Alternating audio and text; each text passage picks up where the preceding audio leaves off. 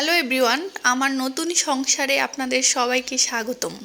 Yes, এটা হচ্ছে আমার নতুন সংসার। এখানে হচ্ছে এখন থেকে আমি থাকবো এবং এটা আমার আলাদা সংসার। যখন মন চায় আমি ঘুমাবো, যখন মন চায় আমি রান্না করব, যখন যেটা মন চায় সেটাই আমি বানিয়ে খাবো। এবং এখানে আমার কারো পারমিশনের কোনো প্রয়োজন নেই এবং আমার যখন যেটা মন চায় আমি সেটাই করতে পারবো।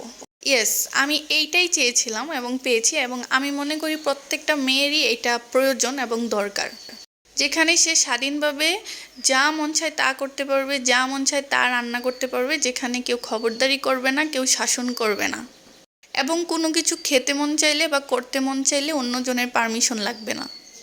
জানি না এই সংসার আমার কতদিন থাকবে, মানে আলাদা এই সংসারটা কতদিন থাকবে, যদিও এটা পার্মানেন্ট না, টেম্পোরারি। টেম্পোরারি বলতে বাসার মেয়াদ 1 বছর। ইচ্ছে করলেও পরে আবার আসা যাবে, কিন্তু তারপরও 1 মাসের জন্য হলেও তো আমি নিজের মতো করে স্বাধীন, তাই না? তো যাই হোক, এখানে আমি এসেছি, মানে আমি আমার হাজব্যান্ডের সাথে আসছি, অনেক দিন হয়ে গেছে, তো আপনাদের সাথে ভিডিও শেয়ার করা হয় নাই। তো বাসা গুছানো হতে শুরু করে সব কিছু করতে গিয়ে হচ্ছে আর মানে অনেক বিজি ছিলাম, আপনাদের সাথে শেয়ার করা হয় নাই। আমি রমজানের আগেই হচ্ছে আমার হাজব্যান্ডের কাছে চলে আসছিলাম। তো আমার নতুন সংসার সব কিছু এখনও গুছগাছ করা হয় নাই। তো ভাবলাম যে কি রান্না করব, যেহেতু আমি প্রথমবার কারো হেল্প ছাড়া রান্নাবান্না করতেছি। আগে যখন রান্না করতাম আমার মা আমাকে হেল্প করতো, কেটে দিত এবং আমাকে বুঝিয়ে দিত কতটুকু মশলা, কতটুকু কি, কতটুকু দিব। কিন্তু এখানে আমি সম্পূর্ণ নিজের মতো করে রান্না করতেছি। আমার একটু অন্যরকম লাগতেছে, মনে হচ্ছে রান্নাটা খাওয়াই যাবে না।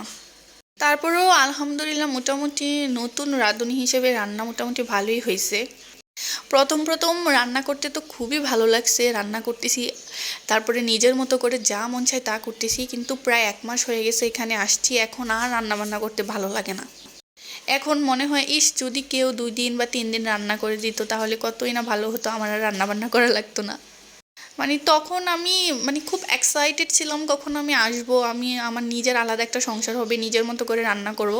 আর 1 মাস রান্না করতে করতে এমন অবস্থা হয়েছে আমার আর রান্না করতেই ভালো লাগে না। আমি মানে চাচ্ছি কেউ আমাকে রান্না করে দিই।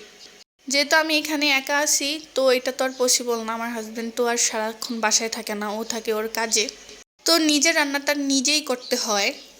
তারপরও আলহামদুলিল্লাহ আমি হ্যাপি, আমি তো হাজব্যান্ডের সাথে থাকতে পারতেছি। আর এটাই মেয়েদের জন্য মানে সবচেয়ে happiest moment in their life.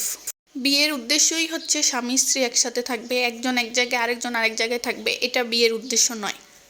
আল্লাহর কাছে হাজার হাজার শুক্রিয়া যে আল্লাহ আমাকে সুযোগ দিয়েছে একসাথে থাকার। তারপরও মাঝে মাঝে আমার বাসার জন্য খুব খারাপ লাগে, আমার ফ্যামিলির জন্য খুব খারাপ লাগে যে আমি ফ্যামিলিকে ছেড়ে এখানে থাকতেছি। যদি বেশি খারাপ লাগে তাহলে চলে যাব, সমস্যা নাই।